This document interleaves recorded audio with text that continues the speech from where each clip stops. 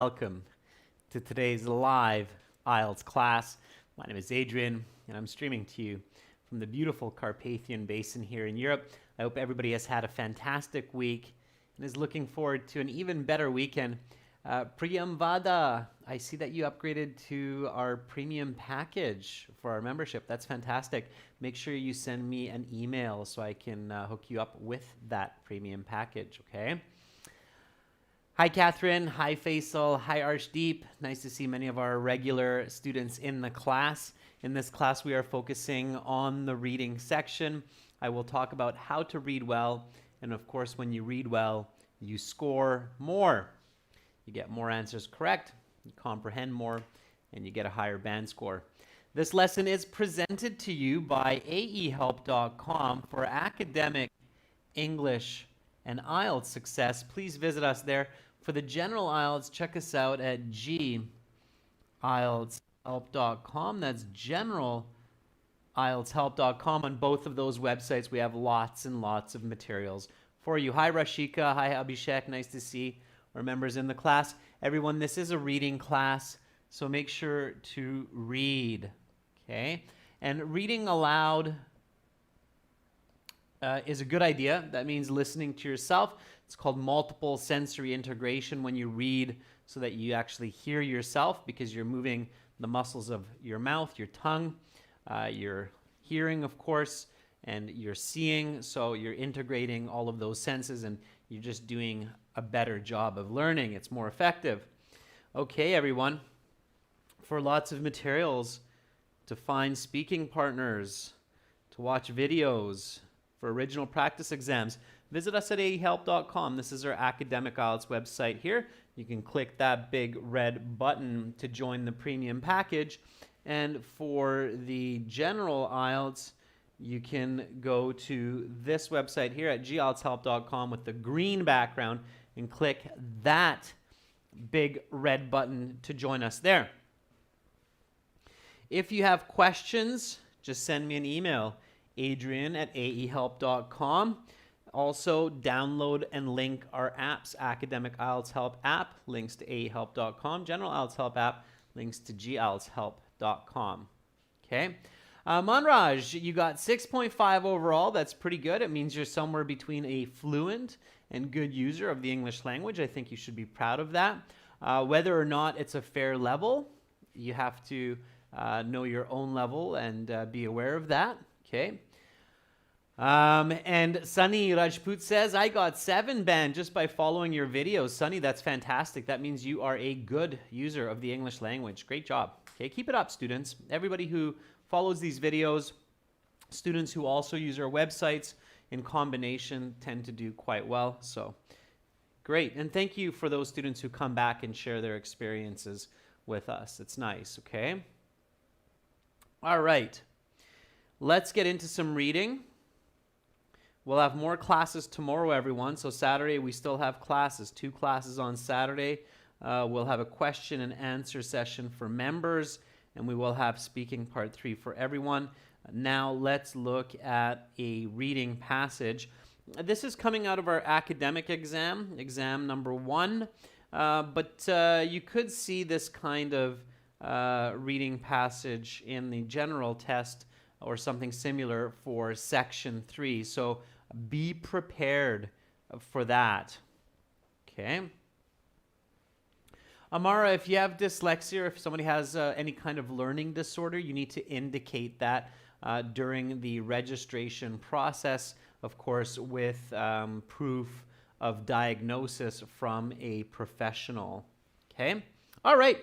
Let's get into this. So in this reading, we have a list of headings question. List of headings questions come at the start of the passage. It's the only type of question that comes before your reading passage because the IELTS people, teachers, professionals like myself, we want you to read this kind of question before the passage. Okay? All right, before you read that, you should always read the title. So the title here is Seismic Shifts, Silent drifts. What could that mean? So seismic shifts, silent drifts. Now, some of you might get some ideas about what this means.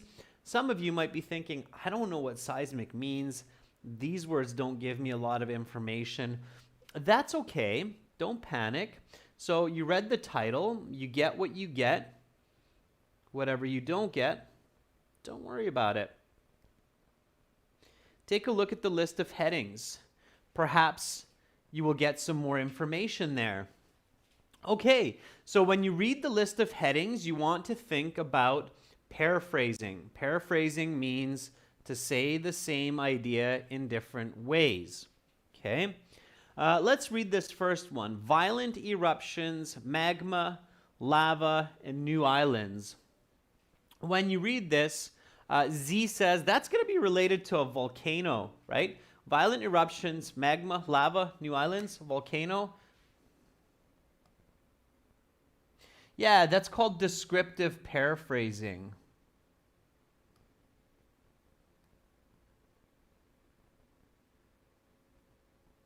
Okay, that's descriptive paraphrasing. These words are basically describing a volcano. That's right, Begjan. Yeah.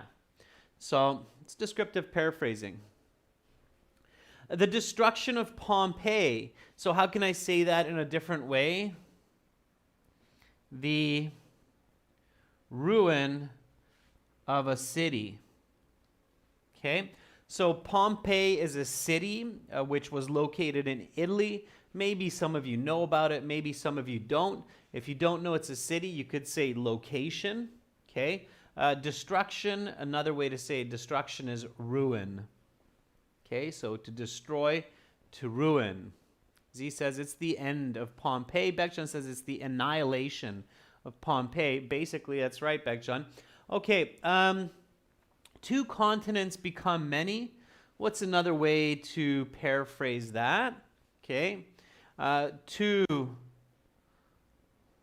land masses divide into lots. Okay. This is what you want to do at home. When you're practicing list of headings at home before the IELTS exam, you're looking at some reading passages. You want to go through each of the list of headings step by step, and you want to write them down in different ways, the meanings in different ways. Hardik says fragmentation of, not countries, Hardik, because these are continents. There's only one continent that's also a country. It's Australia. Other continents have many countries, Hardik. So it's fragmentation of land masses. Okay, land mass means a large area of land. Hi, Eugene. I'm doing fantastic. Thank you for asking. Okay. Fennel says two lands splits into many. That works. Okay. So you keep going like that and you keep paraphrasing. All right. Practice paraphrasing every single day. Paraphrasing is something that you should practice, of course, in English. And you should practice it in any other language that you speak, including your own native language as well. Okay. Paraphrasing is essential for the development of our language skills and communication. Okay. All right. Fossil evidence, proof from bones. Okay. So fossil evidence, proof from dinosaur bones, adjacent continents, land masses beside each other, an intuitive notion, a clever idea. The Ring of Fire, that's a name. I can't paraphrase that. It's just simply the Ring of Fire. The invisible threat, the danger that cannot be seen. Gondwana comes together. Gondwana unites. A hypothesis of unity and disunity. A theory of oneness and separation. A mechanism to match the theory is found. The system that accompanies the notion is discovered. Okay?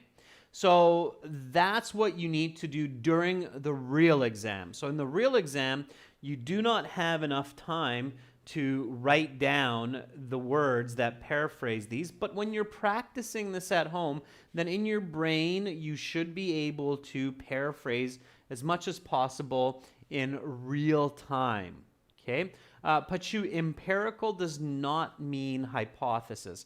A hypothesis is a question that demands proof, okay? Victor, very good question. Victor's saying, what's the best way to remember information quickly? We're actually going to practice that today, Victor. So that's a very good question, and that's coming up in just a moment, okay? All right. So write down paraphrasing at home. Do it in your head during the exam. Okay, now we get an idea of what this could be about. So seismic shifts, silent drifts. What is this about? It's about the movement of land. If I have to guess or predict, and what is an educated guess called? Can anybody tell me that? In English, what's the word for for when you're guessing, but in an academic and educated way based on information? The word starts with an I. Okay, what's the word for that? Can anybody tell me? Because this is what you need to do well on the IELTS exam. It's not intuition, Romaine. That's right, Beckjohn. It's infer. Infer. I-N-F-E-R. I-N-F-E-R. Very good. So we're inferring information here. It means we're using what we see and what we know from our own experiences, and we're inferring information. So we're not really guessing information. That's different. Guessing means you have really no idea, but we're inferring information, okay? So I'm inferring that this title and the list of headings means that this article is about movement of land. It's about continents. Now, if I'm thinking continents, movement of land, I'm thinking earthquake, for sure. Okay, I'm thinking volcanoes. All right. Definitely. I'm thinking about physics, plate tectonics, if we know that word. Okay. All of those. Okay. All right. So now we're going to do some reading here in a moment. And we start with reading the questions that are after the passage that have information in the passage. So here's a true, false, not given question. We don't read that right now because it's confusing. We don't know what's true. We don't know what's false. We don't know what's given. We don't know what's not given. So we don't read that question because that would just waste our time. And in fact, it would be worse. It would make us confused. Okay? So we don't read that. Yeah, Beckjohn, could be landslides, tsunamis as well in the passage. Good visualization. Here we have a complete each sentence with the correct ending, A to F below. And we have 3 half sentences. And then we have 6 completions. We don't know which one of these are in the passage. We don't know which one of these is the correct answer. So we just look at these because all of these are in there somewhere. So plate tectonics result in mountains, volcanoes, and something. So plate tectonics results in mountains, volcanoes, and something else. Landslides, right, Beckjohn? Tsunamis, maybe something else. Okay, 25, volcanoes result from the difference in, and a tsunami can result from a slip in. Okay, so there's a tsunami. Okay, all right. So good, we've got those, and then it's the next reading passage. All right, so first thing first, let's read and answer the list of headings questions. These questions, students, you want to answer them while you're reading, okay? It's the only question type that you should answer while you're reading because you can answer each question after each paragraph. But for all of the other questions, so all of the questions that come after the passage, which are all the other questions in the exam, you do not answer them while reading because you will lose the main ideas, you will lose your position in the article, and it will actually take you much longer. It's not a systematic approach. Okay? All right, so here we want to answer these while we're reading. First, we're going to answer paragraph A. So to do that, we have to read paragraph A. Paragraph A is the introduction. The introduction, you have to be very careful. You have to read all of it in order to come up with the right answer. Okay?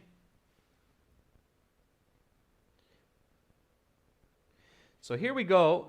Read with me. This is not a listening exercise, so make sure that you're reading with me. Okay? And Vlad and Svoboden, English in the class, okay? Especially at this level. Okay, this is not a beginner English class, so at this level, use only English in the chat. All right, here we go. Read with me. When looking at a map of the world, it is natural to notice that Africa and South America seem to be able to fit together as if they are two parts of a former whole. It was this insight which led Flemish cartographer Abraham Ortelius in 1596 to put forward the first time the idea that at one period the continents were in different places than they are today. It would take over 300 years for the theory to be fully developed, and 50 years after that for the mechanism of the phenomenon to be discovered. Okay, so now list of headings. Question is asking us basically, what's the right heading for this paragraph? The right title for the whole essay is Seismic Shifts, Silent Drifts. So if we take this paragraph by itself, what is it about? Okay, now the way to answer that is ask yourself first, what is this paragraph about?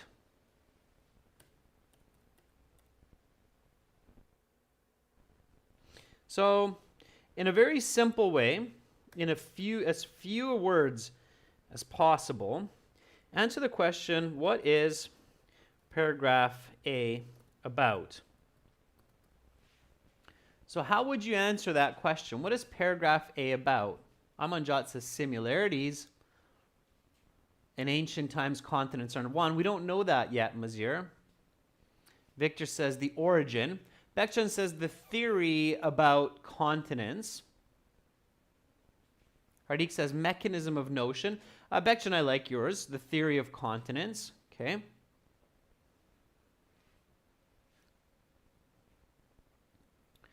Botir, it's not really about the history of continents yet. Yeah, Kirill Pankratiev says it's the theory of moving continents. Yeah.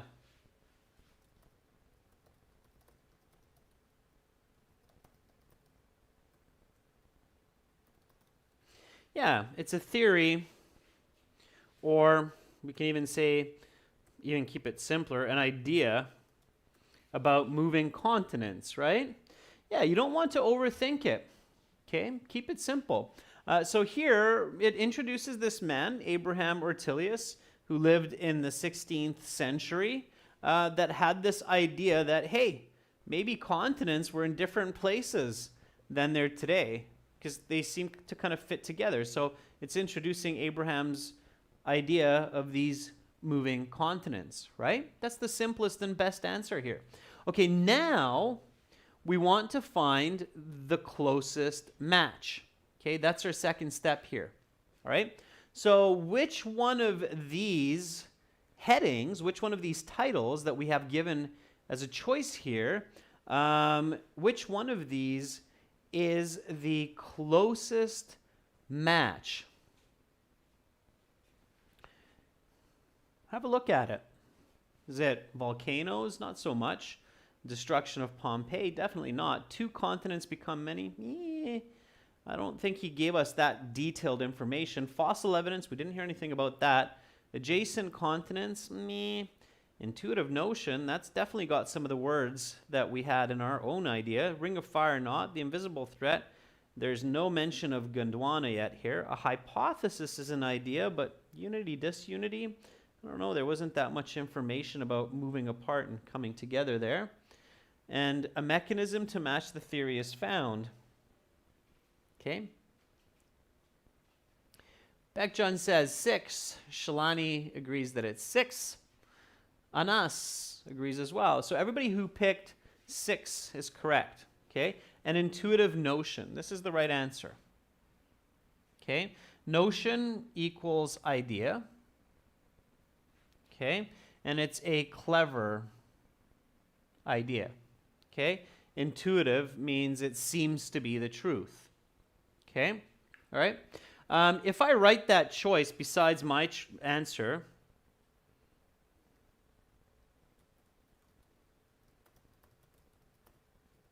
it's the closest match.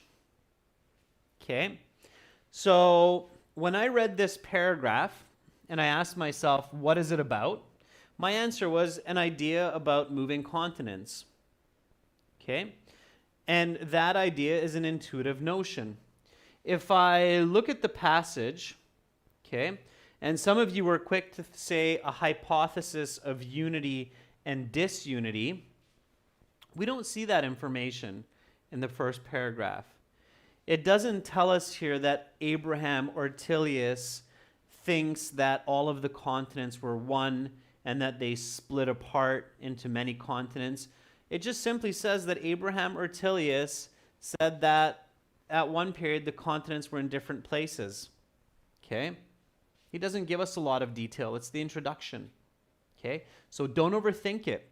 This is why it's really important that your first step is to come up with your own answer, and then the second step is to find the match. Otherwise, it's really easy to make a mistake. Okay? This is step 1. Very importantly, it's your idea. Okay? And then step 2 is match to your idea. Okay?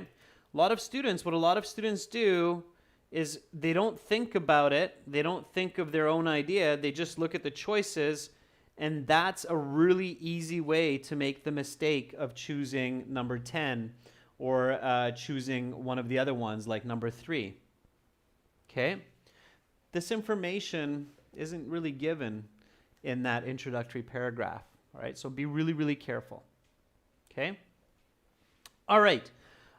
So let's keep going with this. You'll get the hang of it. Here we go. B.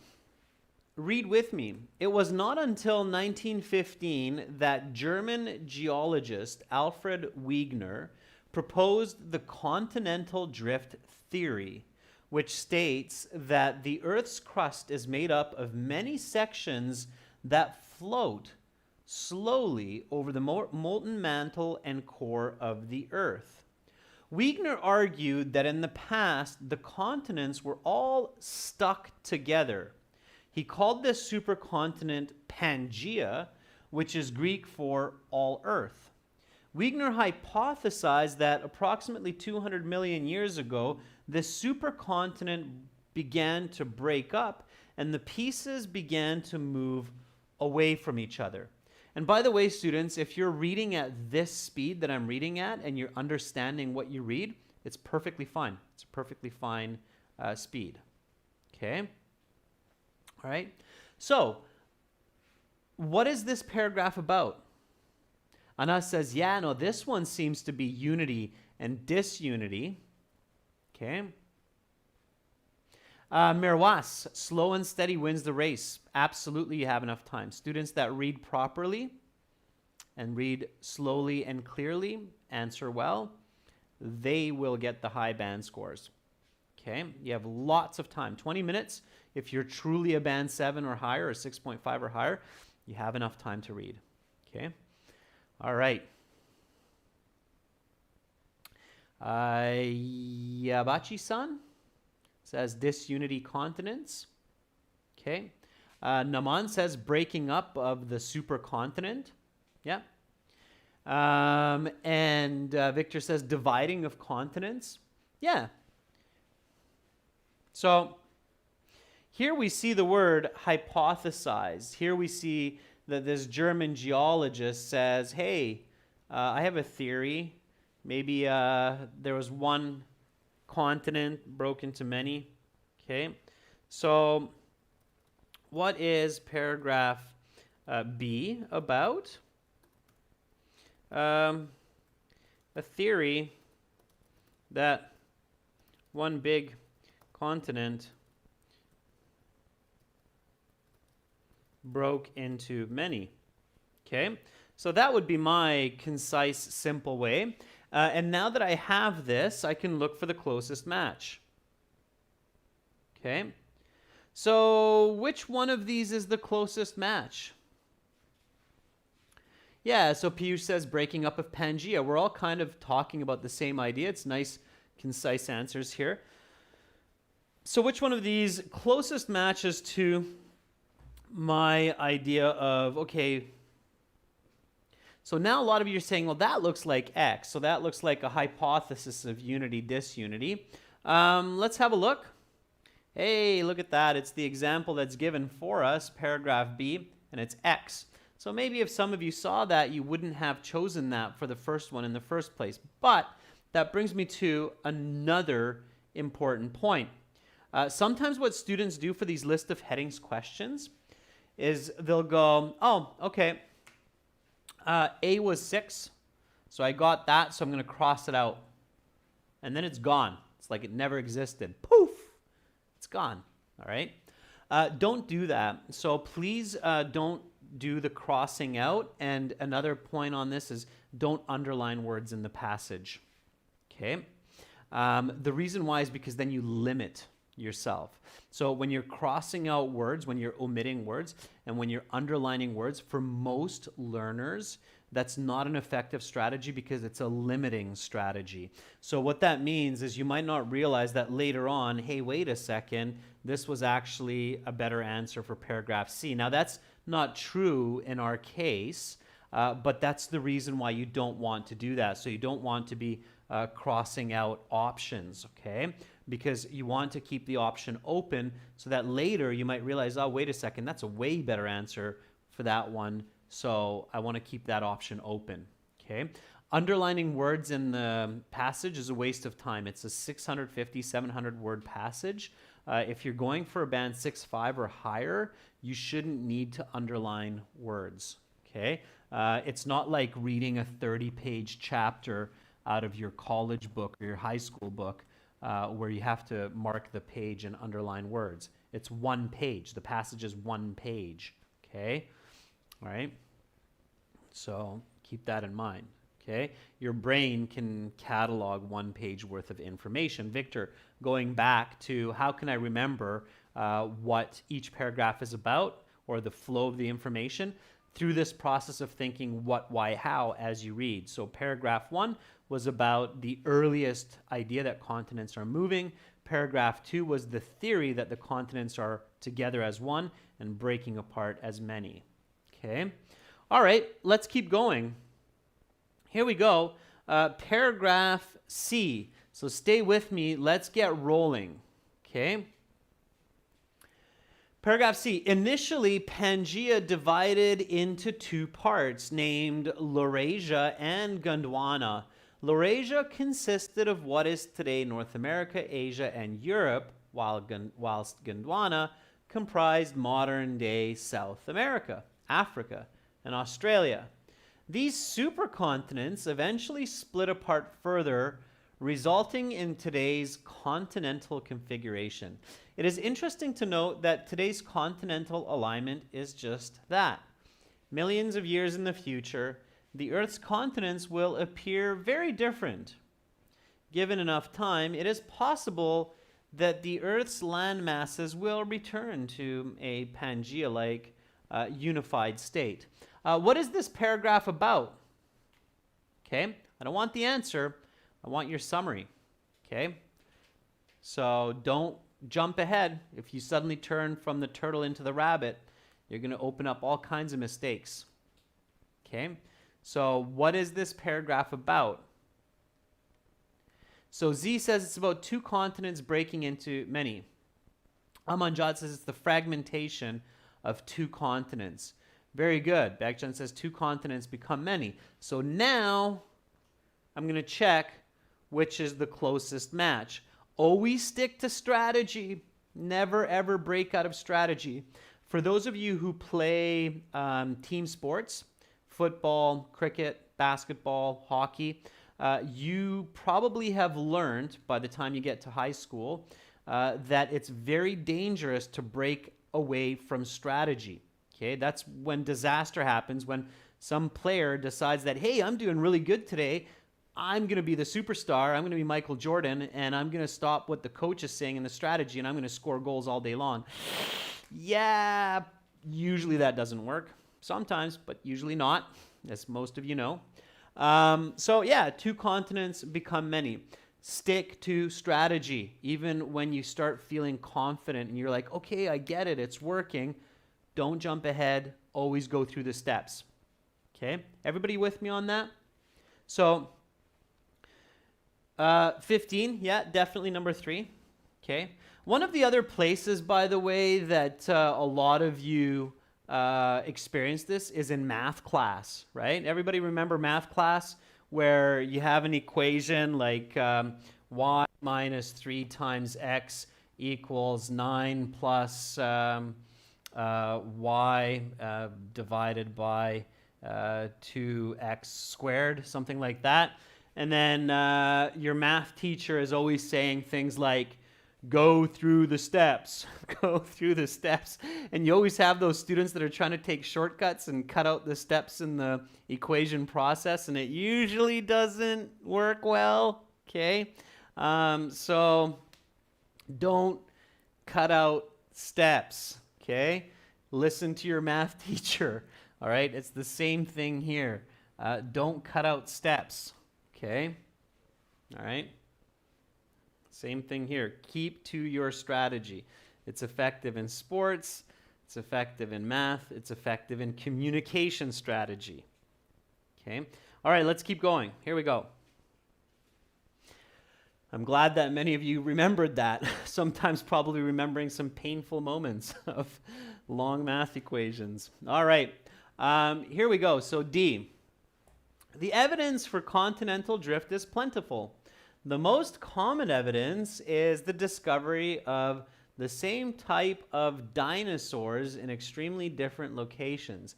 The same type of dinosaur fossil will be found in northeastern parts of South America as well as northwestern parts of Africa. The logical explanations for phenomena such as this is that at one time these parts of the world were not only connected but adjacent. Pachu says, I would say this is fossil evidence. Yeah. I would say evidence from dinosaur fossils. That's how I would, or evidence for continental drift through dinosaur fossils. That would be my summary. Balwinder says it's the evidence of fossils. The best says evidence for how the world is connected. Yeah, sure. So now we go back. And what is the closest match? Okay, which one of these matches the closest? And I think we'll all get it pretty quickly here. Pachu says it's going to be number 4. Sammy agrees. Anas says it's number 5. I don't think that it's focusing on adjacent continents. I think it's focusing on fossil evidence more. If you look at the target message of the paragraph, it's definitely number 4. Okay, so D, 4. Okay, make sure to use the Roman numeral. Okay, all right, let's keep going. Now you've got the hang of it, right? Let's go to E. Here we go. The evidence for continental drift was discovered long before an explanation for it was found. It was during the 1960s that the theory of plate tectonics was developed. This new theory explained fully the nature of the Earth's crust, that it was broken up into many pieces that tended to smack into each other and pull apart from each other. In extreme cases, such as the Indian subcontinent, a plate's movement can be so severe that it causes massive mountains to be formed when the plate hits another. This is precisely what has happened over the past millions of years with the Indian plate colliding with the Eurasian plate, in the process creating the Himalayas, which include the tallest mountain on Earth, Mount Everest. Okay, so what is this paragraph about? Keep it really simple. It's definitely not about the Himalayan mountain range. That's just an example. Hardik says it's an explanation for the movement theory. Yeah, and Hardik, what is that? Pachu says it's the movement called plate tectonics. Abhishek, very good. So Abhishek says plate tectonics. Okay. Baekjan says the collision of continents. So here it says the evidence was long before an explanation. So here we see the word explanation and the theory of plate tectonics, right? So tectonic movement, fleur blanche, sure.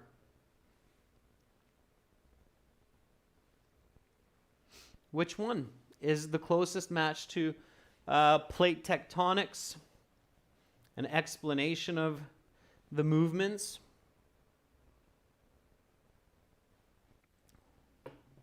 I think it's definitely there if you really pay attention.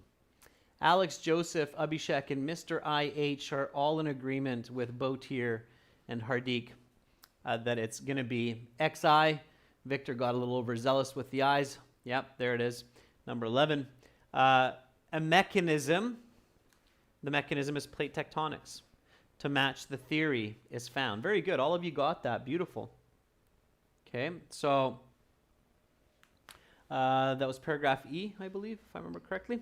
Yeah, plate tectonics. So now I'm keeping a catalog. So Victor, notice how when I stop and think about what each paragraph is about, I can keep a good catalog of the information in the reading passage. By the way, asking what the paragraph is about and then giving a clear, simple answer is a good idea even when you don't have list of headings. Okay? All right. Okay, so let's keep going here. Paragraph F. Let's rock and roll. Here we go. Read with me. And again, the speed that I'm reading these paragraphs at, it's totally fine for the IELTS exam. You don't have to read super fast, okay?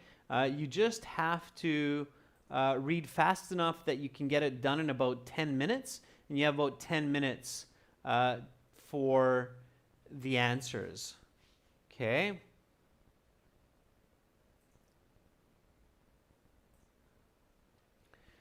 All right, so here we go with F.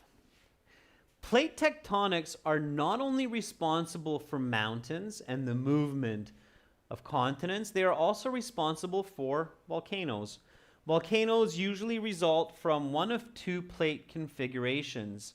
They form in places where the plates are colliding or where the plates are pulling apart.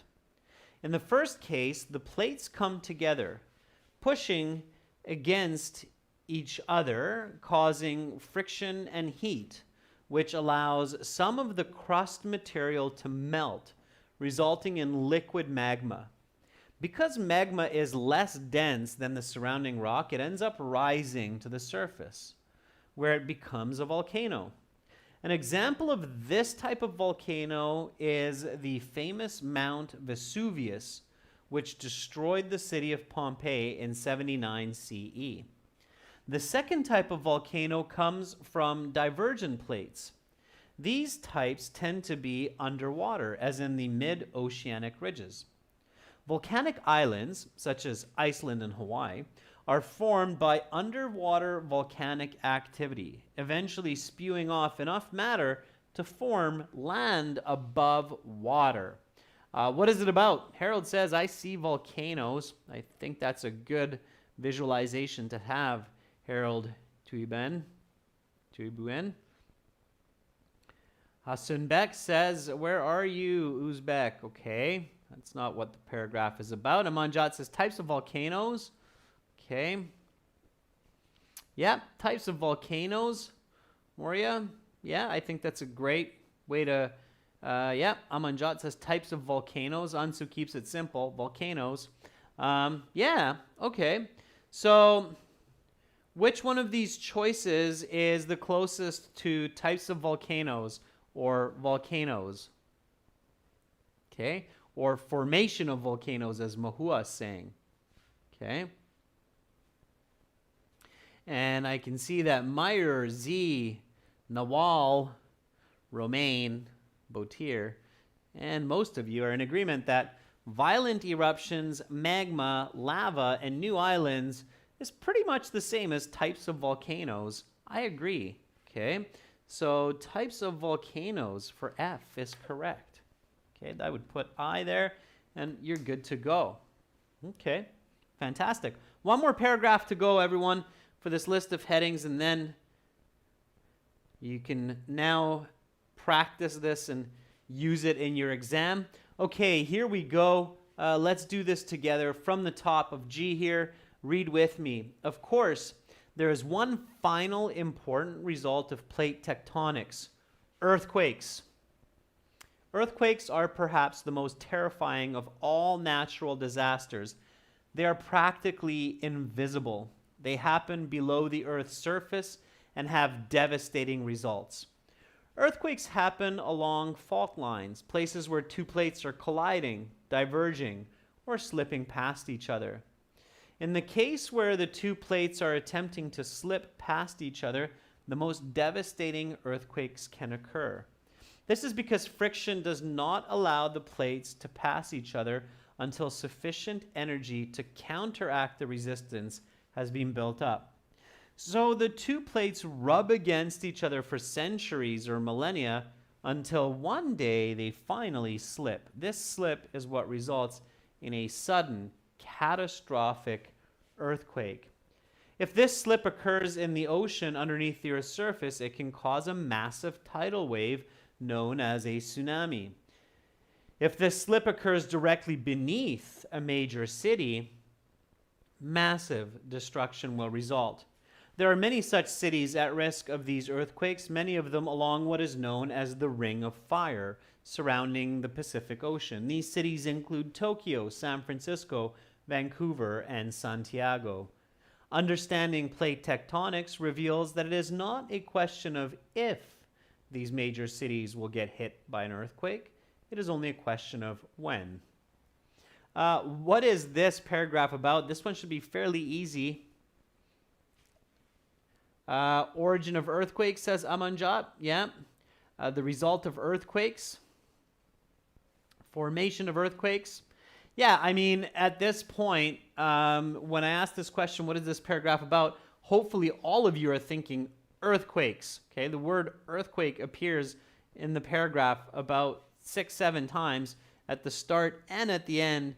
So definitely answering it's about earthquakes, how earthquakes happen, where earthquakes happen. That's all really pertinent. So the topic of this paragraph is clearly earthquakes.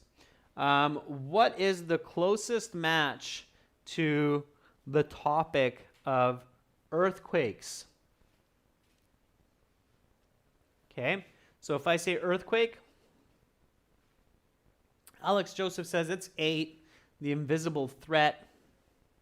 Yeah, I agree. It's this one.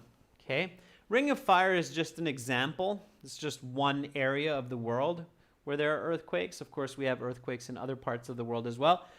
Invisible threat, another way to think about it is invisible threat equals earthquake. Okay, so those are pretty much equal, right? If not equal, then, as I said, they're similar, right? So earthquake it is. So for that one, you'd want to put in the Roman numeral 8, earthquake, and you're good to go. So that's the right strategy for list of headings. Paraphrasing before you begin reading, then reading, asking for each one asking what the paragraph is about, answering that question on your own, and then choosing the closest match. Okay, let's do the true, false, not given. I'm not going to go into too detailed of strategy here. We're just going to do the strategy. Okay, Mirma, please don't spam. Thanks for saying hello. Don't spam the chat. And you're spamming the chat. Okay. So, here we go. True, false, not given. Okay, true, false, not given. It's a very set strategy. You can look at some videos on the channel or in our courses to figure out the exact strategy for this. What you need to do is first figure out if it's given or not given. The way you do that is you figure out if it's important or not important for the passage. Okay, so 20. It took over 350 years for the theory and mechanism of continental drift to be fully developed. Is it important to know about the theory and mechanism of continental drift? How long it took? Is it important? Sammy says it's important, so Kawal says, yeah, it's important, so it's given. Okay, so it's important, it's given. Is it true that it took 350 years for the theory and mechanism of continental drift to be fully developed?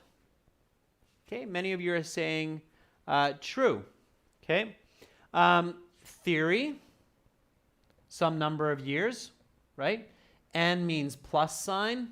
Mechanism, some number of years. Okay, IELTS is a thinking test, especially the academic version. Okay.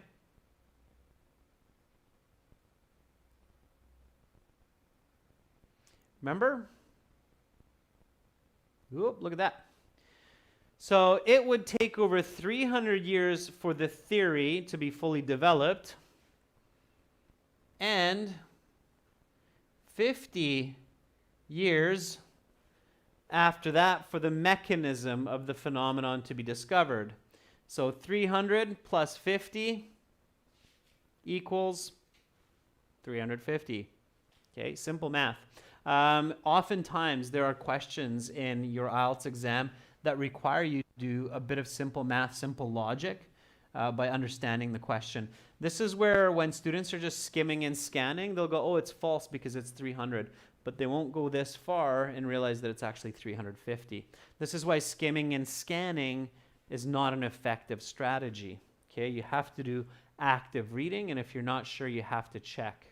Okay, so it's definitely important. So it's going to be given. If you're not sure if it's true or false, look and pay attention carefully. Okay, so this one is indeed true. Okay, all right. The Earth's crusty shell is made up of plates which float slowly across the ocean. Okay, is it important to know that the Earth's shell is made up of these crusty plates called the continents? Yeah, it's important, so it's given. Okay, so number 21 is given for sure. Is it true that the plates float slowly across the ocean? So it's important. And do these plates float across the ocean?